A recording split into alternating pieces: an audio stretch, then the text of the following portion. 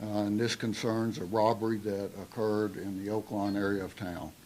On Saturday night, December 19th, at about 10:30 p.m., our victim, a white male that was 54 years old, was walking to a parking lot from the Roundup Saloon, which is located at 3912 Cedar Springs Road, when two suspects approached him from behind and began assaulting him. The suspects knocked the victim to the ground, kicked him, and stole property from him. The victim suffered minor visible injuries. During this altercation, at least one of the suspects used offensive language in reference to the victim's perceived sexual orientation. The victim did not immediately report the offense to police, but was encouraged to do so after arriving at work yesterday with some visible injuries. The victim went to the Central Patrol Station yesterday and reported the offense, and the case has been assigned to the robbery unit and is under active investigation. Detectives have been unable to interview the victim in person for some logistical reasons and personal reasons, but they have been able to speak to him by phone. As such, we believe at this time that the allegations as we know them at this time indicate that the victim was the target of a bias crime. The suspects are described as two white males, 6 feet tall, both wearing black beanie caps and blue jeans. Now, you know, there's been a number of offenses in this area over the last 3 months, about 14 of them. And of those offenses, there was one other that involved two white male suspects. And that offense occurred on September 12th, 2015, when two white male suspects approached a victim as he walked on the sidewalk at 2700 Douglas. One of these suspects punched the victim in the face, knocking him to the ground, and then they stole his cell phone. The suspects in that offense were described as white male, about 35, 6'4", 180, and white male about 35, 5'9", and 180.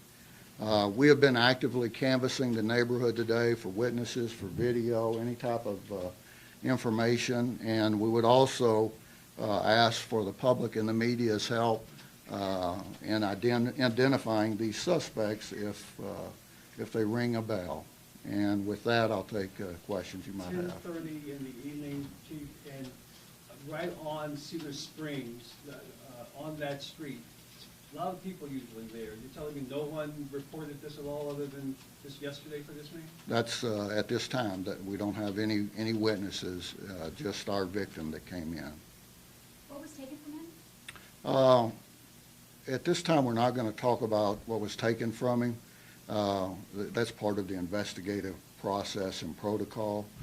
But the items that were taken constitutes the robbery offense, since he was assaulted and property was taken from him. And was there a weapon shown? At this time, we don't have any indication that there was a weapon, just that the hands and feet were used to assault the victim. And of those 2 dozen or so, or a dozen or so incidents over the last 3 months, is this the first that you all are putting under the category of a bias offense? There is an aggravated assault offense that we have said was a bias offense, and any of those offenses, as we investigate them, where there might be information come to our attention that would indicate that, then we would obviously change it to be such.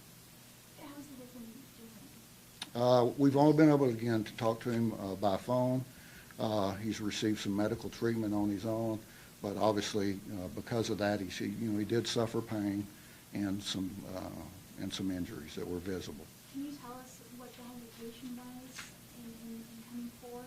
Was he concerned about being outed? If he didn't want to be outed, was that something that was expressed? Right. At this time, we can't tell you the reason why he waited a couple of days, and that could be any number of reasons. Victims of all types of crimes can be reluctant to come forward, whether it be a robbery, a domestic violence, a sexual assault. There are a number of reasons why somebody would be hesitant, and I wouldn't speculate on that reason at this time. How many of these crimes are you looking at? And I know we're talking about in and around the Oaklawn area, because not all of them that we've talked about since September, since the Pride attack, that was a violence crime. Not all of them have been in Oaklawn, they've been near or around Oaklawn. Well, How many are we talking Yeah, about? in the area of pretty much Oaklawn proper, excuse me, this one would make 14, okay, since the 1st of September. And that one was in the Love Field neighborhood, that September, late September attack after the Pride. I believe that's correct. And but that's still being counted? Yes, ma'am. Because kind of in that same general That's area. what I want to make sure. Yes, ma'am. Sir. There's been an effort on the police department's part to put more emphasis on patrol, much more vision there, be proactive about to provide safety and security in that community. Is that simply an aberration that you have an incident like this happens because crime occurs, or is there anything that you all have seen thus far that suggests that this is part of a pattern in that community? Well, when you start trying to look for patterns, the one thing that you're going to look at is who's committing the crimes. So if all of the suspects were the same, you might say we have serial suspects here and a distinctive pattern, okay? But when you look at these 14 offenses, you have offenses that were committed by 1 black male, by 2 black males, by 3 black males, by 3 Latin males, by 2 white males, by unknown description males, by a black male and a Latin female. So there's kind of the range of suspects. So it's hard to say that they're serial in nature, but the one thing that is clear is that they're typically crimes of opportunity, right? So it's the time, it's the places, not that many people around, quick ingress and egress places, and so that is one thing that we look for. And so what we've been doing to try to stem the tide of these, we will continue to do. Our Northwest Division will continue to provide the extra patrol, the undercover and deployment and plainclothes that we're using, bicycle patrols, foot patrols. We'll continue to do that. As you're aware, though, even with the size of our department, over 3,500 strong, there are times you can't be every place at every time. So. All right, thank you. Go ahead, sir. The Roundup was putting up video cameras right outside the bar. Was this close enough that their cameras would have caught it? I'm not sure of that yet because our detectives have been out looking for video all day long today and hadn't got a report since they got back in today. But it was close enough that if their camera was up and operating, it might have? We hope so. We hope that there's some cameras in the area.